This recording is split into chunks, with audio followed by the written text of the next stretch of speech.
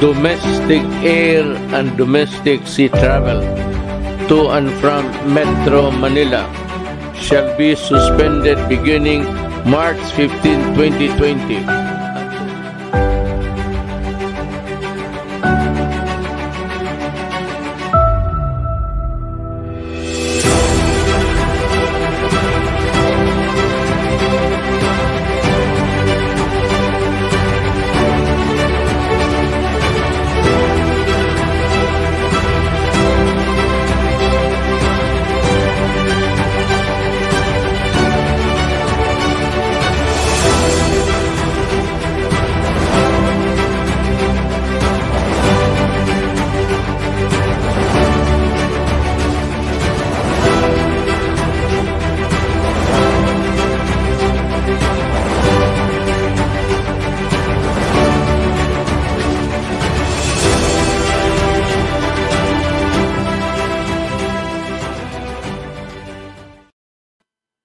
Hello, everyone. Good evening. Welcome to the 10th episode. 10. Can you imagine? We're now down to our 10th episode of Supreme TV, Confessions of a Business Owner. My name is Janae Rabe, and of course, I'm the founder and CEO of Aja Deliveries, a delivery concierge service. And joining me tonight is a wonderful and handsome co-host. I'm really excited. It's his debut tonight to be a co-host for Supreme TV. Ladies and gentlemen, please welcome Mr. Rod Escalada. Hi everyone, good evening. I'm Rod Escalada, architect, real estate broker, and regional manager for Ayala International Sales. Ayan. Thank you for joining me, Rod. I'm super excited that tandem tayo. There's the two of us. Ayan, tama. Mukhang chikahan night ang mangyayari tonight. Yeah. So, why don't you tell everyone, Rod, kung ano ba ang ginagawa natin every Wednesday night? Yeah, so every Wednesday night, guys, here on Supreme TV, we feature different business owners or businesses. And at the same time, bubuksan natin ang mga puso ng business owners na mga to. So kumbaga makikita natin kung ano talaga yung naiisip nila and everyday lives nila. And by it, we mean that we share, they will share to us their heartaches. Ayan, yung mga, hindi to heartaches sa nila, personal lives, but and kumbaga sa business to. And struggles of running their business. You will also hear their challenges and accomplishments in their lives, especially nowadays na nasa pandemic stage pa rin tayo, di ba? And our show is an avenue for their businesses and our business owners and aspiring business owners to exchange ideas and learn best practices and tips which you can apply to your own businesses as well. Yeah, that's right. So if it's your first time to watch Supreme TV, of course, we have a lot of episodes. Please watch our past episodes. We're on number 10 already. So marami po kayong mapapanood. So again, welcome. Supreme TV, Confessions of a Business Owner, where we like to keep things real so that your businesses can be supreme. Now, tonight's confession statement. I'm sure some of you who watched or read my post or read the post of our Facebook page, tinamaan din kayo dito. Is the customer always right? Ano, Rod? Is it? Well, sa business ko, no, Janae, medyo mahirap sabihin yan kasi nga iba-iba rin yung mga challenges or mga estado ng buhay ng mga customers na pumapasok sa business ko. So, hindi ko masasagot agad yan ng sobrang short. Yes. So, but when there's after sales service, how far does customers being right really go? Are we obliged to go head over heels just to please them? Or is there a line? Is there a line that, that when it's crossed, we can say, over na. Too much na. Right? Yan ang malalaman natin tonight with our two very special guests. And I'm super excited. But Janae, sorry to cut you up, pero before we introduce our two guests, we shall present the first business hack of the week. No, this business hack portion of our show is where we share to you some of our business core values, which you can apply to your businesses or personal lives, even. No, for tonight, may we call our very own John Panilio. John. Okay, good evening. So thank you, Rod and Janae. So tonight, good evening. So I'm John Panlilio, so owner and COO of Elion Solutions. So tonight, I'm going to share about a five-step ladder to successful business planning. And so my question for you is, okay, so actually this is based from the book High Trust Selling, no, by Todd Duncan. So before I continue, I just like to ask you a question. So, do you have a business plan for your business? So kung wala pa, no, I believe that you should have one because it is very important. Because business plan is about the blueprint of your business, of what you want to be your business to be 3, 5 years from now. So in 5 years, do you want your business to have your own building? How many employees do you have? No? How much capitalization do you have? No? So that the business plan will answer for you that question. So that's why it is very important. There are sayings that if you fail to plan, you're planning to fail. So if this is true, then it is very important for us to have a plan because nobody wants their business to fail. That's why we should have a plan for our business. So the question is, what do I want my sales business to look like 3 to 5 years from now? Answer that question. And if you don't know where you want to be in the future, you will never get there. And today, actually, I want also to share about a quotation from Bill Gates. So he said that most people overestimate what they can do in 1 year and underestimate what they can do in 10 years. So tingnan nyo, no, parang from the quotation of Bill Gates, so it means that if you will just set a plan, set a goal for your business, never give up. So in 5 to 10 years from now, you will never know where your business will go. So now, let's start about the five-step ladder to successful business planning. So number one is you have to determine your volume goal. So it's very important for you to decide this in advance. How much is your annual income goal? For example, it is 15 million net. And if your goal is 15 million net, then how much should be your yearly sales goal? So it should be at least, let's say, 30 million. And after you determine that, you have to divide that into month. So if you will divide that into months, so that will be 2.5 million per month. Okay, that's number one. So determine your volume goal. Number two is you have to determine your daily numbers. So siguro you're asking, how can I determine my daily numbers, di ba? So if because my business usually it takes 2 to 3 months to close. So determine your daily numbers. It means that how parang it should be the average profit that you have from your business. I read before, no, in one book, and it makes sense to me that you should rate yourself as a business person. Parang you should rate yourself in an hourly basis. No? So it means that if your goal, if your daily rate is, or your daily goal is 125,000 per day, then your per hour rate should be at least 15,625 pesos. Diba? So if this it is your hourly rate, so it means you will not waste time.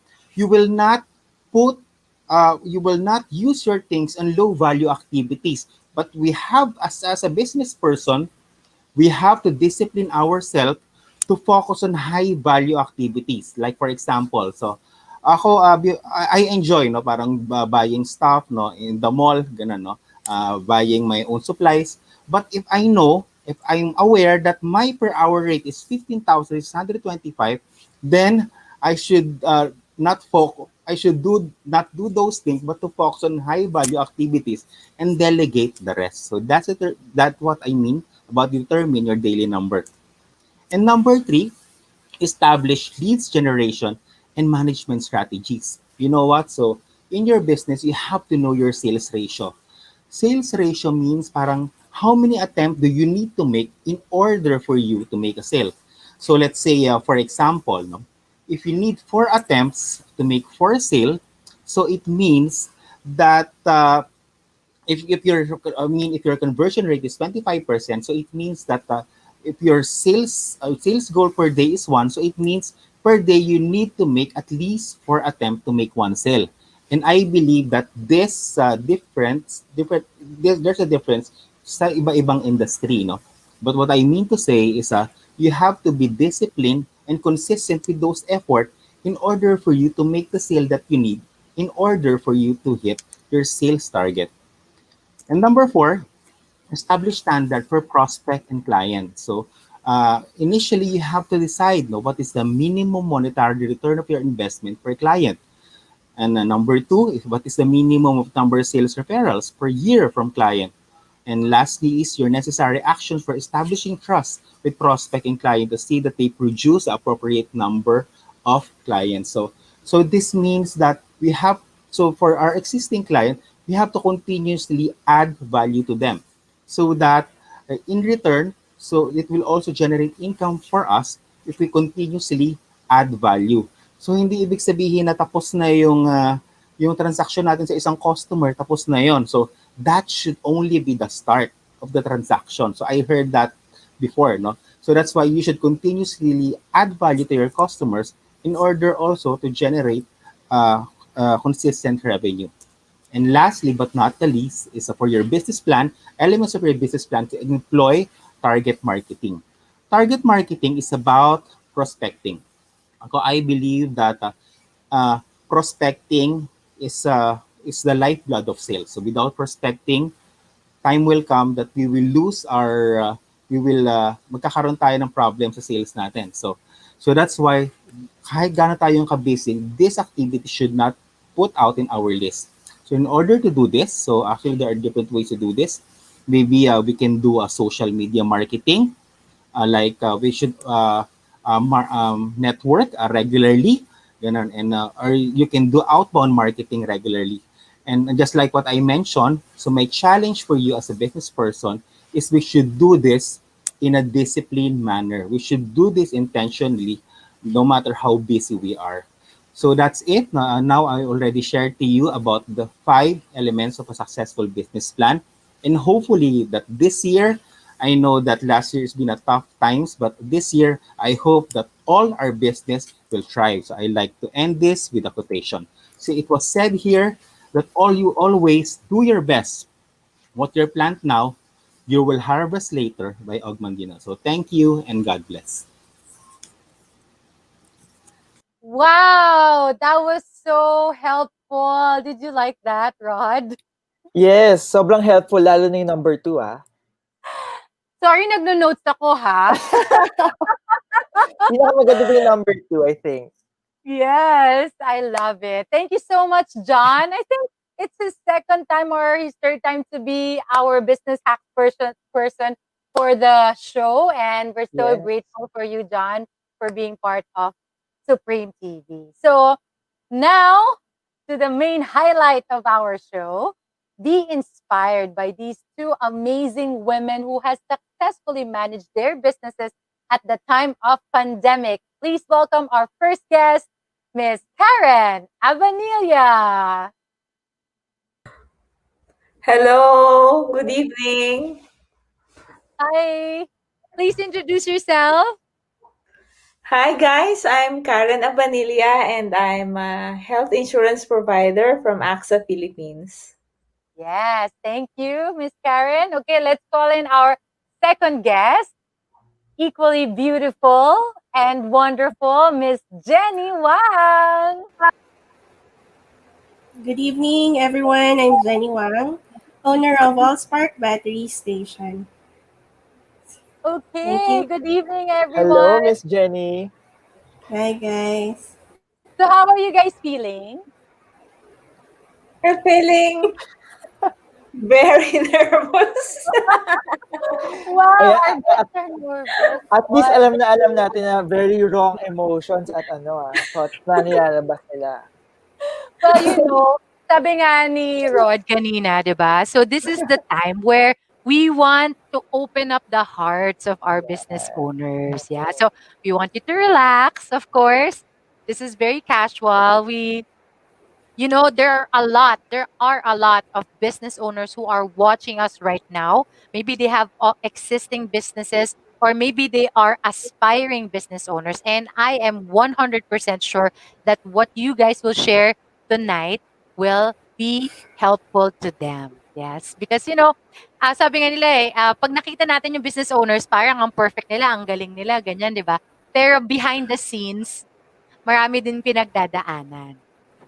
'Di ba, Rod? Tama yan, Junay. Lalo na pagdating sa mga, yung mga struggles, lalo na pag may mga tao ka or mga agents ka, di ba? Or may mga pasaway ka na customers.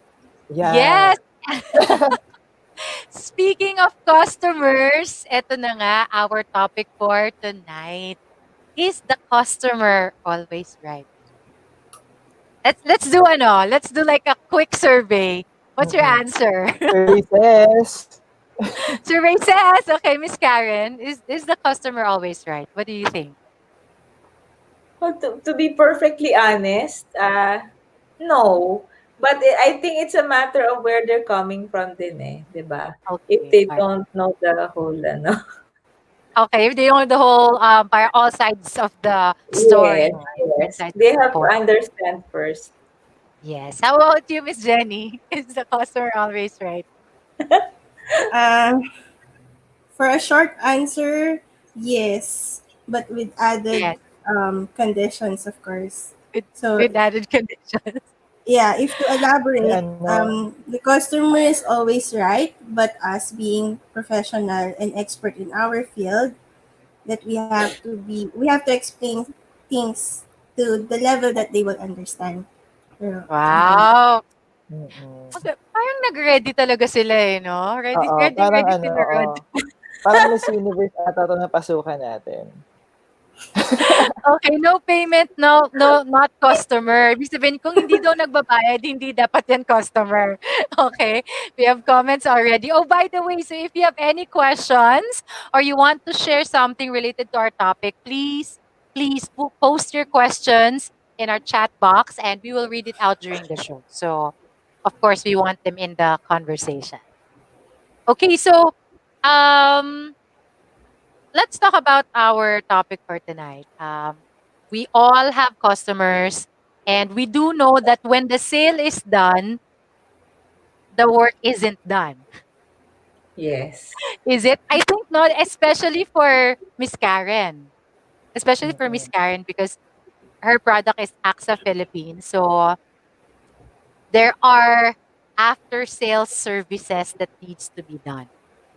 Yes. Tell us about Even with Jenea, with Jenny kasi yung batteries kailangan may maintenance diyan, 'di ba? They have to check minsan may mga hiccups na nangyayari within the lifespan of the battery, Yeah, 'di kahit ba? hawak na nila yung product, no? So there's still Yes. something, yeah. So let's talk about that. Like, we want to find out what are your pain points in after sales service. We want to know. Let's Okay. start with Sure. let's Ako start with muna. Miss Karen. Okay. For me, the challenge is always to how do we balance, taking care of existing clients and getting new clients. That's the first one, I think, and also, when we get clients, kasi it's a lifetime service for us. So while the policy is in force, 10, 20 years after, we still have to take care of them. So, rumarami siya. Forever. Forever, forever kaming we do Forever kayo offer nagsiservice forever. You have to service them forever. forever. Oh, wow. Hindi ko yata kaya yun. Eh, Ayun, and then I think last yung yung work namin naka-on call kami for clients who are, kasi we have a health card. So kapag we have a client who's not feeling well or hospitalized, on call kami. We have Yeah. to take care of them. Mm-mm. Wow. Mm-mm. That is so true, no? That is really so true because um hindi mo masasabi, you can't tell when sickness will hit you or accident, knock on wood, right? So, Yes. but the question though is, don't the customers have like a instruction manual or a card where they can call, like to connect to the hospital? Why do they have to go through you as the agent? Because it's a promise we give din eh, when we close the sale. Kasi most of our clients are also busy people. So even Correct. if you give them materials or information, nakakalimutan nila and you can't really blame them because they're also busy with their business and work. So So on, actually, so trabaho on, ko yun eh. so on your part, accepted mo na yon. That's why, oh my Accepted na. God. Oh my gosh. So forever ka nang nagsiservice, 24/7 ka pa, parang doktor? Okay, okay. How about you, Miss Jenny? Tell us about the pain points of your after sales service. For us naman, so is to meet the demands of the customer when it comes to warranty claims. So there are clients now who follow the proper claim procedure or to have the battery checked first. And then once it's diagnosed as factory defect, then that's where the replacement comes. But sometimes it's a misconception also na if my battery is within warranty, then you have to replace me with a new one. If ever if ever it fails, that parang no matter what the reason is. So um, kumbaga we have to uh, talk with the client and somehow meet at one point where the both parties agree. Ayun. So So so you're saying that okay, for your kasi product yung sa'yo, 'di ba? So it's an item. So even if there's an instruction again, going back to instruction, even if there's an instruction, so they would demand on what they want to get, even if it doesn't follow the ano ba tawag dun, The procedures or manual. the yes, Oo. guidelines or the manual. yes. Mm-mm. For us, 'di ba, all batteries naman, all automotive batteries have what we call the warranty card. And Mm-mm. that is where it's stated na up to when yung warranty period mo. Yes. And also, there are conditions, for example, warranty will be void if, let's say, you transfer the battery to another car and use it for something else. May mga ganun. So, yeah, so there are warranty conditions, terms and conditions as well written there. But let's face it, who reads the warranty card? Totoo yan. Lalo na sa amin, no, yung mga kontrata. I'm sure Miss Karen can relate to that as well, di ba? May mga conditions and may mga kontrata na hindi binabasa talaga ng mga customers natin. Di ba? But in relation to, parang follow-up question to the tinanong ni Jimmy, no? What is the worst after-sales demand of your clients that you have experienced? Hopefully, wala pa naman demandahan, ah. Hopefully, let's see. Hopefully, Let's ah. find out what Oo, is cross the your worst. fingers. Kasi that's why nga, Confessions of a Business Owner is so full of gold. It really is because you guys, you're watching this right now, you're listening to this right now. You're gonna learn. You're gonna learn from actual business owners. So tell us, what is the worst ever? And let's start with Miss Karen. Ay, mababait yata lahat ng clients ni Miss Karen. Oo. Well, Wala yata siyang worst. yeah, most of my clients naman, I really don't have a problem. But okay, let me just share this kasi I had a client before na they were, demanding uh, more from the usual service that we provide. So like these are, let's just say this, these are reports na yung tipong sa sobrang haba ng Excel file, nagdo-double letters na siya yung JJLLMM. Tapos sinahihilo na ako. So, which is something that we don't do. It's not part of our job. But Mhm. then, napa-oo kami, and then it can, What was it? What it was was it? A really report of what? A report of their investment or what? yes, yes. Because Ah, with AXA kasi, di ba, we also have investments. Although Yeah. that's not what we carry in the group, but we have investments and we buy the unit. So we make a compilation of everything. How much was it bought, sold, yung mga ganon. And So yung client mo, analytic, analyst. ano Kuha ka ng analyst. more and like OC. we're looking at an account. It's a big account of less than 100 people. So there's a Okay. lot So, of. Miss Karen, tama ba? Parang they were looking for a breakdown of all the accounts. Tama Yeah, ba? it's something Ah, kasi that the accounting department can do for them. But then we did it, so it's beyond our scope of work. right, right. Kumbaga. And then while you were doing it, do they realize that you are going out of your way doing that? Or were they expecting that, dapat gawin mo yan eh. They're a bit hard to please. Yun parang feeling ko, yun, Jay, actually. onti na lang sasabihin na ni Miss Karen yung pangalan. Ay, wag! Feeling ko onti na lang, no? Hindi na lang, ano.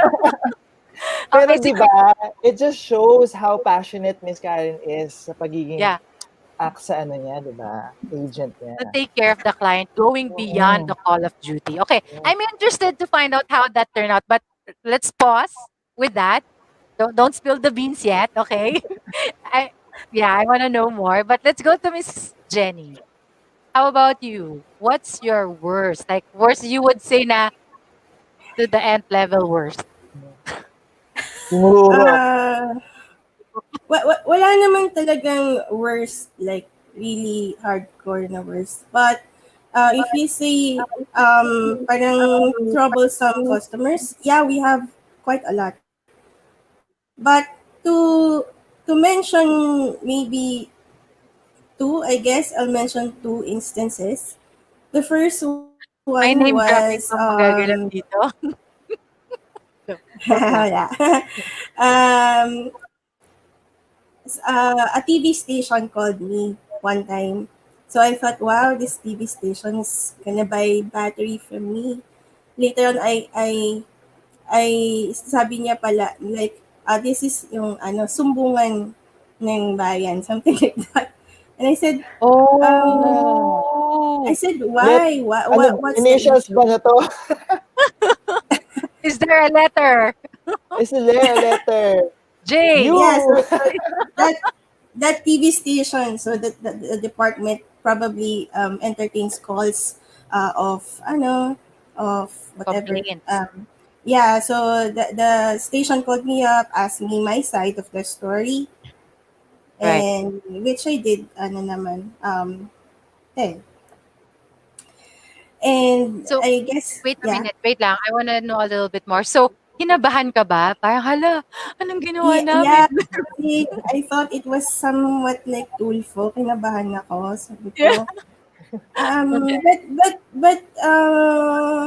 on the bright side, I know naman that I'm in the right. So I'm quite confident to tell everything to the agent calling me. I'm confident to tell what really happened Right, and what right. we did for that customer and what are his demands. And So, before the call for the complaint or like the TV station calling you, you already know that there's somebody who has a complaint in your yeah, kasi this services. particular customer has been calling us every 2 days, every week, something like that. So we did our part. And We what did was what his we can demand? do to replace his battery. Ah, Ah, okay. okay, okay. To Replace his replace his battery. Mm. battery. Yeah.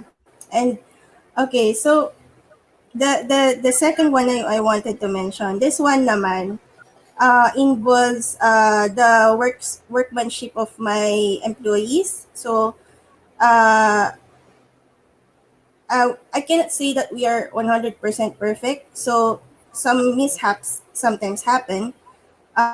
So there was one time my employee parang when upon installation we have this what we call backup para hindi mag-shutdown yung computer box ng sasakyan.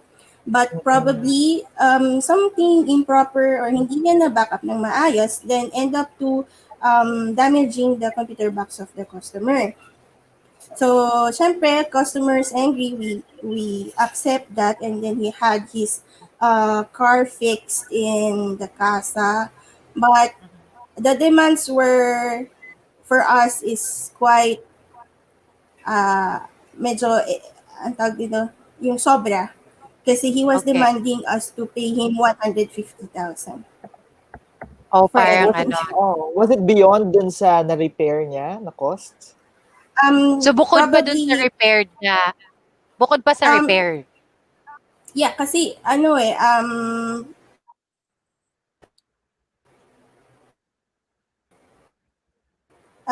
tawag dito, it was something else to add and etc. etc. So, Okay. syempre galit si customer, okay, you have to pay for everything, parang ganon. But we're Oo. talking about the damage that is being done sa computer box. And it's not really a big problem, to be honest. So probably a fuse or something that we need Okay. to just replace the fuse, mga ganon. Okay. Okay. So, meaning like asking for unreasonable demands more than, even though inaccept mo na yung part mo, it's Yeah, we're really hard willing to to pay. please, no? It's Yes. really hard. Because sometimes when you've actually accepted, the more na parang, okay, sige lang. Ginagamit ka na minsan. Lalo lalo lang, okay. So, how did you, sige, let's move to ano, how did you handle that one? How did you handle that really terrible demand of that client, Miss Jenny? Um, yeah, so my husband is the one manning the store, so he have to spend hours of listening to the rants and angry words, ganyan. Uh-huh. Then eventually, this happened like a couple of times, like keep coming back naman. It's not just one sit down. So keep Okay. coming back a few days after. And then eventually they met at some point that the 150,000 was lowered to 5,000. So we paid the 5,000. And he has the battery for free. And we gave the Ah, brand new battery for free. He didn't pay uh-huh. for the battery and we have to pay for the Wow. 5,000 para expense. So, siguro kailangan lang niya maglabas ng ano, sama ng loob. Oo. Probably. If you were the owners, syempre, we can admit naman We admit naman na hindi mo sometimes magagalit ka talaga na you caused this Yeah. to happen to my car, etc. Okay. So, how about you naman, Miss Karen? When you had that really challenging client of yours, how did that story end up? Well, you know, naghanap lang kami actually ng way how to how to address it. And what we did was, hired a couple more people to help us. Kasi we spent so much time preparing the reports that 'di ba ang insurance kasi we also have to continuously look for new clients. So, hindi na kami wala kaming production minsan or it's really low for a month because we're really just focused on, finishing all the reports. And so sabi ko, we need to delegate. What I did pala when we got that account was I invited another colleague and shared the account with him. And so I'm not the only one kasi if it's corporate, it's really hard to take care of if you're just alone. So Exactly. I'm really thankful I have a partner na nagtulungan kami and then we started delegating some of the work. Turo lang and then but we have to review everything again bago namin i-present. Yung mga ganun lang. So may So, solusyon nadagdagan ka lang naman. ng trabaho talaga. Parang extra effort lang talaga. Oo, na-overwhelm Yeah, lang yeah. sila sa dami. Yeah. Mm. So it's not Okay. really like ano no, it's not really like Jenny's na parang they had to pacify the Oo, client. hindi Iba-iba naman. yung scenario. Oo. Yung sa'yo naman kailangan, they just want more attention. Yes. Yes. More Yes. But TLC for the case of the one that that called up the station, station. I Yes. don't think we did the pacifying portion. So, um what did you do? Prior to the call, yeah, we already had a few, we call it service transactions with him. Uh-huh. Some of which are free of charge since he is under warranty. The battery is still under warranty, so we give the service the checkup and getting the battery and giving him back the battery, lending him a service battery. So Grabe. we did Na. everything Oo. parang 2 to 3 times, and he was demanding na we had to extend his warranty period since he keeps insisting that the battery is um, not working. But Right. it always comes out as a good battery from our tests for a couple of times then. So, medyo old na kasi si client. Okay. And so, siguro, yun nga, at some point, di talaga kami, I mean, siguro para sa amin, we did what we can do. And then, Yeah. he started to call the station. Then eventually, after a few calls, this siguro, mga a week din to nangyari or two. Ganun. In the end, we refunded what he paid. Even though the batteries has been used for a year and a half already. Wow! So, parang you just gave in na lang. Oo. Ang bait naman ni Miss Jenny. Okay, so parang yung pero okay, but that's a good point ha. This is true to life. Hmm. Sometimes, maybe, parang yung choose your battles wisely. Yeah. Maybe in this case, mabuti pa palitan na lang natin para matapos na. Yeah, no, I refunded the money kasi it's too much stress on our part to. Right. Kasi when he calls us, it takes about an hour only for that call. Oh And my God. Yeah. we cannot Yeah. do anything else. And Right. other Mm. calls Kasi cannot you did come in. everything na all the checks and everything, so it's still not satisfied with that. Okay. Mm. Yeah. I guess, that's guys, business owners, sometimes you have to, make a hard decision. Oo. Okay, so we have some questions on the chat box. Maybe we could read some of them. Rod, can you see some of the questions? Balikan natin sila. Okay. I think we have here or there, Willis. So, question is, how do you handle those clients who are Ayan. over demanding? Yan. Yun na nga. So, like you guys told the stories of the worst stories that you've had. So, but how do we do that? Actually, the more important question is, we know that there will be demands on after sales. How do we manage that? Kasi I don't think we can eliminate it. Am I Yeah. correct in that? Like, we can't because it's part of our business. So maybe to tweak that question a little bit is, how do we manage these demands of the clients? Any suggestions, ideas, best practices that you guys have? Maybe let's start with Miss Karen. Okay. So, to me, kasi I treat it as a learning experience. So, natuto na ako dun sa client na yon And what I do now is I set the expectation at the start of the meeting.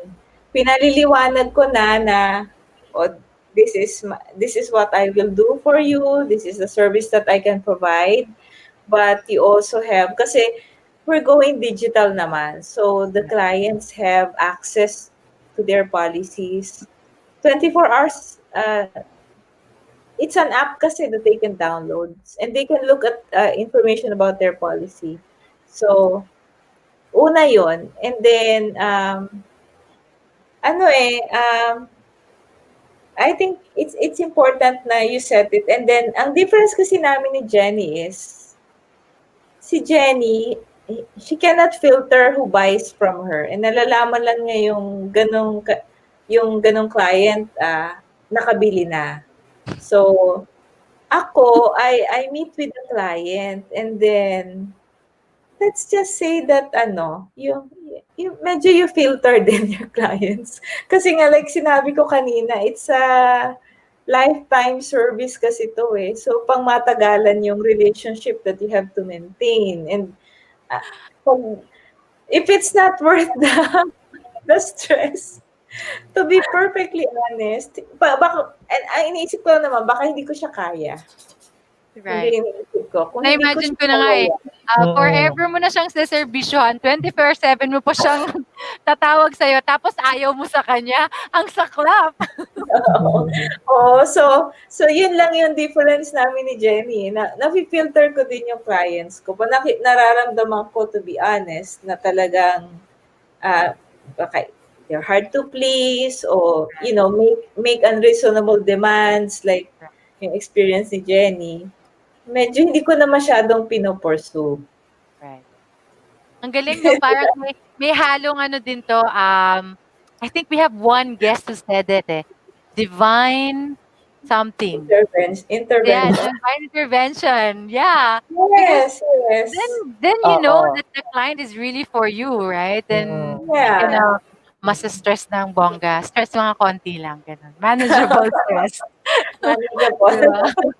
How about you, Miss Jenny? What are your okay? So I think for Miss Jenny, it looks like because her product is retail, so parang it's a little bit more exciting, no? Parang Oo. you wouldn't know ano kayang klaseng client ang makukuha namin today, right? So what are the best practices that you have since probably implemented or given to your staff as well, so that we can manage these demanding clients? Well, for us, yeah, as I mentioned earlier, we are knowledgeable and expert in our field. So, as much as we can, we talk to them until they understand. Um, kasi kami, like we do receive calls of inquiries. We have people calling us, inquiring, asking so many questions, and at the end, they're not buying. They're just gonna say, "Oh, this brand is better kasi they are cheaper, etc." So, you literally waste the time that you ask so much. Ganyan. But for the clients naman na have yung mga hard clients talaga. Yeah, as I've said earlier, first is to talk with them until you meet at one point and agree, or I refund their money. Well, on their part, they're not lugi. They're not lugi kasi it's the whole amount pa din that even though they use the battery, diba? They're not Yeah. lugi. So, So there are parang times, nakalibre na sila for that period. yes. So, kasi it's hard that, kumbaga, our reason is you are not already happy with our product and our services. So, why continue? Yeah. So, there are cases na nahiya yung customer and then back out sila. No, just, no need to refund, may ganun. But there are some naman pinanindigan naman, okay, just refund me. Ganyan. Okay. So, Kumbaga sa ano, ni-reverse psychology mo na, Miss Jenny. 'Di ba? Sige na, ito na yung ano, refund na lang natin, ganyan, 'di ba? Oo. Magagamit rin natin yan soon. Yan, okay. So I think we have more questions. You have more questions. Ayan. From Erica Ang. Up to what extent is the customer right? And of course, for someone who runs a business, what is the easiest way to solve a customer service problem? Yeah, Interesting. yeah. Diba? I think for this one, they're asking more like a practical tip. Maybe if you have Yes. something Oo. like maybe there's a business hack you can share. Mm-mm. What would be the easiest way to Oo. Or handle? baka meron na silang, kumbaga meron na silang, based on experience, no, baka meron na silang event or parang particular na hinahanap sa kliyente na malalaman nila, okay, stop na to. Di Yeah. ba? So what is the easiest way to solve a customer service problem? Miss Jenny? Yes, Karen? Oh, yeah. Okay, I'll go first. Okay. I remember a case na the battery is just for about 4 months old lang, kumbaga, since purchase. This elderly lady again, elderly ulit. Sometimes the hard people to limit to elderly, but okay. So this elderly client, she demands us to replace the battery. She doesn't want to go through the warranty procedure or of having the battery check, pero papahiramin namin na service battery. The reason kasi of the service battery is for you to be able to use your car while your battery is with us, while we are checking it. So, hindi ka nakatenga. Kumbaga, you can still do whatever you need or wherever you need to go. So, this customer doesn't want, no, just wants a replacement, a replacement, a replacement. So, I gave her 3 choices. First is to proceed with our warranty procedure. Second is for us to refund the money since she's not happy. And then third, I said, okay, I can replace you with a new one, but if anything happens for that warranty period given to that battery, you will promise that you will proceed with will go through our warranty procedures. Yun. So, they ended up Okay. choosing yeah, you replace me, but the next time it happens, I'll follow your procedures. May ganun. Okay. So, So, so siguro, this lang, choices, discussion. Ang ganda nun, no? Parang you're giving the clients your options already. Diba? Para sila na mamili kung ano yung satisfied sila na service. pero actually Yeah, lahat ng options doon dapat beneficial sa'yo. but that Okay. doesn't So, apply to all kasi. That doesn't really yeah. apply to all. Diba? So it's only for the ones that are really problematic, okay? So, Yeah, okay, how somehow, about yeah. you, Miss Karen? Do you have a tip, a top tip that you can share on the easiest way to solve a customer I service guess problem? insurance kasi yung yeah, so my product kasi is not tangible, it's insurance. And most of the time, yung customer service challenge is when a client needs something. So I think for us to be able to service our clients well, we try to understand where they're coming from. Right. So, Yeah. kung nagagalit, pakinggan mo. Kung nalulugi yung investment nila, pakinggan mo. They're not Mhm. happy about maybe your app, yung app namin baka may glitch. Yung Yeah. pakinggan mo and then, I try to find out what's wrong with the app. And then, how do we pacify? Dapat sumagot ka kaagad pa ng message sa'yo. Huwag mong patatagalin. And Mhm. to reply as much as early as you can. And then, just listen to them kasi may pinanggagalingan naman yung ano nila yung hinihingi nila sa'yo. So, Yeah. kung exhaust mo na lahat ng paliwanag and talagang yun lang. Yun na lang yung magagawa mo. Tsaka don't take it Wow. personally. Yeah, really, really Oo. good advice. So I'm taking notes. Okay. So my note says, so for you who, if you guys are listening and you're taking notes, what are we, our takeaway with Miss Jenny, with Miss Karen? How to manage after sales demands, set expectations, try to filter your clients, Mm-hmm. communicate, give options. That's good, no? You find option one, option two, option Yeah, three. Like it's really good. Understand where they're coming coming from. from. Yes. Of course, listen to really listen and reply, like respond to them. Because it's totoo naman, no, yung mga nagrereklamo din minsan, they just want to be heard. Like the one na sinabi ni Miss Jenny, Yeah. 150,000 to 5,000. Ibig sabihin na ilabas na niya yung lahat ng sama na But loob niya. listening really, the listening talaga, like what Miss Karen said. Oo. Uh, Siguro I learned also from experience since I started the business. So Yeah. when you listen and also, alam mo yun, like, wag mong sabayan just wanting to prove your Yes. point.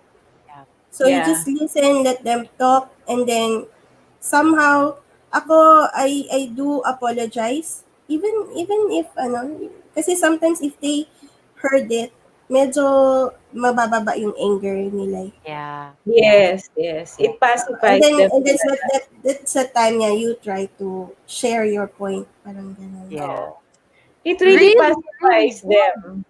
Yes, okay. Listening. Maganda Oo. din 'to. Okay, we have so many more questions and comments on the box, but guys, you know, we're down to our last 11 minutes, okay? And I am ano, I'm a woman of integrity. I wanna keep our time to 9:30. So, I'm gonna go to our third segment or question wherein Sige I na. ask you because I know that you guys are part of a networking organization, right? So my question is, did it help you?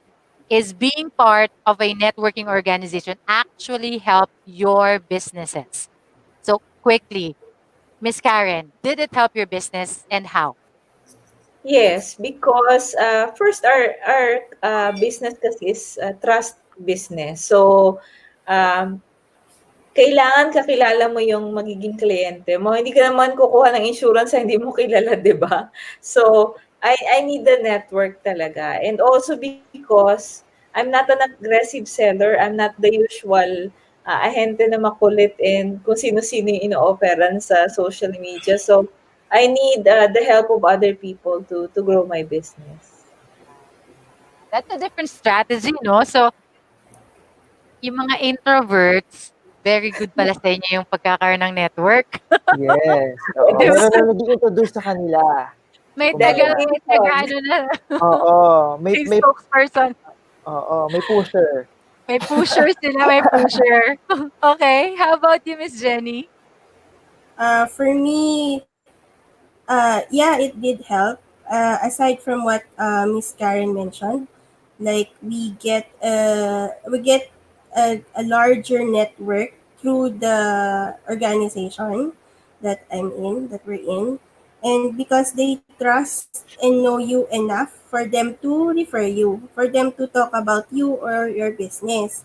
And also, one thing I really like about this organization is I really improve as a person. I grew a lot. Yeah. So there. Okay. Ang ganda naman nun. Na-speechless na naman ako. Oo. Hindi, ang And ganda I na sinabi ni Miss Jenny, yes. no? Kasi 'di ba it's all about trust, 'di ba? And if you are in an organization already, meron na agad level of trust na nabibigay agad. Especially na with Miss Jenny na nasa retail, 'di ba? And Miss Karen na nasa insurance business. Ayan. And so I'm sure that you have more questions to our guests. So if you want to, of course, connect with them, you can send us a message on our Facebook page. So don't forget to like our Facebook page and subscribe to our YouTube channel. Actually, I'm super excited about our YouTube channel because we already have 10 episodes. So, like, I'm really, really excited. I am 100% sure that so many business owners will watch this and you guys are going to say, thank God I did that episode. You're going to say that to yourself. Thank God I did that episode with much resistance. Okay, so actually may questions pa dito. Maybe if you can answer this very, very quickly, Oo. okay? Because it's a good Ayan na. question. Ayan, let's see this. Wait, let's show this. I know ba? Ay, ano ba ba? There. Ayan. Okay. Do you blacklist customers based on your previous experiences? What if they order again or avail your service? That's a good question. Pwede ba ako sumagot dito? Tricky yan, tricky yan. Oh, oh. Ano, sino sasagot? Unahin natin si Miss Jenny. Miss Jenny. Jenny?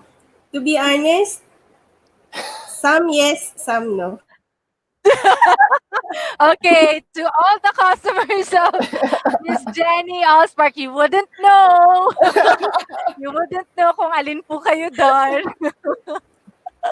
Okay, how about you, Miss Karen? Wala pa naman ako experience. Thank God I don't have this experience na I have to blacklist someone. Pero, I don't want to go there. And siguro isa pa yan sa ipagdadasal ko para parati. Na hindi mo kailangan mag-blacklist, no? Yeah. Yes. So, hindi ko talaga masagot. Wala pa ako experience in that area. Yes, okay. So pwede ba ako sumagot? Sasagot din ako, Rod. I Oh, sige, wanna answer that go. question. Siyempre sa akin madali lang kasi service eh. Oh, whether it's the delivery service or it's the hosting service or it's the catering service, I can just say, I'm sorry, we're fully booked. Ayun naman pala. So when I tell you I'm fully booked, when I tell you fully booked, you tell me, Miss Janae, show me your calendar. Parang nagsagot na tuloy ako agad. Naisip ko yung dahil sa sagot mo. What's your answer?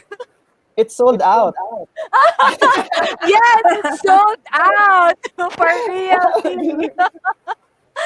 Okay, all right. So, guys, we've come to the last part of our show. Okay, every episode we end this with a little bit of fun. Actually, we're having fun already answering some last questions. So, okay, but before we go to the last part, I think Rod, you're gonna say something. Yes. Nawala na tayo sa ano, no? Totoo.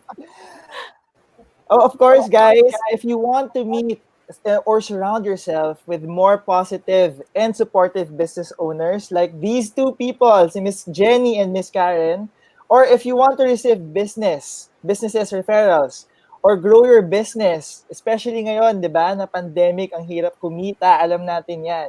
You may visit us every Wednesday morning via Zoom meeting. Just send us a message in our Facebook social page and we will answer you back. Yes. Okay. So before we end, this is my most awaited portion where we like to do a fast talk. Okay. So Miss Karen, Miss Jenny, it's so easy. You just choose one. Ayan Okay. na. We'll give you two options and give your answers. Okay. So this is fast talk. So which means you have to think fast. You have to answer fast. Okay. Also because we have 4 minutes left. So you have to answer fast. Mahalang airtime. Okay. Are you ready? Here we go. We can alternate, Rod. Sige, alternate tayo. Ito muna Okay, na so una. first one, lights off or lights on? Off. Oh, On. ang bilis si Jenny. On. Ayan. On. Okay. Have more time or have more money? Time. Again? Have more Sorry. time or money? Time. Time. Yes, Time. very good. Okay, know all the world's languages or speak with animals? Know all the world's Know languages. the languages. Na. Okay. Get a brand new house or get a brand new car? House. House. Yes, Yeah. alam niyo na ha, alam Very niyo good, na. ha? Alam niyo na. Ay, alam na yan. Okay, fettuccine or spaghetti? Fettuccine. Spaghetti. Pagkain eh. Me time or hangout?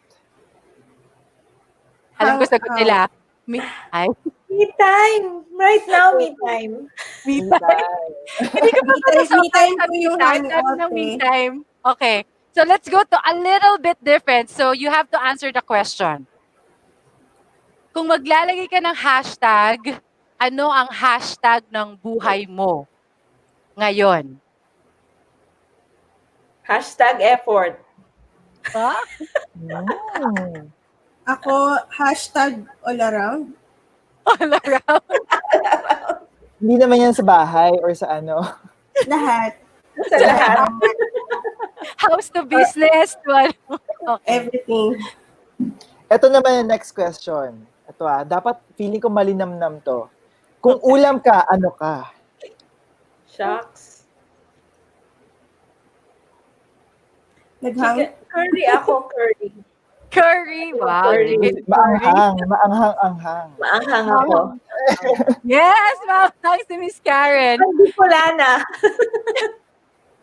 Miss Jenny. Pumasok tuloy sa isip ko, noodles para Chinese. Noodles kasi Chinese ka. Sabi kasi Yung Bicolana. Okay, okay. All right. And our last question for the evening. What is the song that best describes your love life? Oh my God. Yung kay Rod Stewart, it's not the pale moon that excites me. Anong kanta yun? Kay Rod Yes. Stewart. Yes. I forgot the Kalimutan ko yung title. title. I forgot. Yeah, but I know that song. Yeah. Miss Jenny? I really can't think of anything. Pero, kasi kinanta to ni Miss Karen kanina. So, kumukati-kati Sparkling daw ang kanilang relationship. Yun yun. Kumukuti-kutita, pang Even kanilang though relation. we're far, kumukutitap naman. Yes! Long Wow. distance. Oh, sing! Ayan, sing, may request tayo. Kutita. I don't know the lyrics. Sample daw sabi ni Sir Roberto. All right. Thank you so much. I hope you enjoyed that. Again, thank you to our guests. My name is Janae Rabe.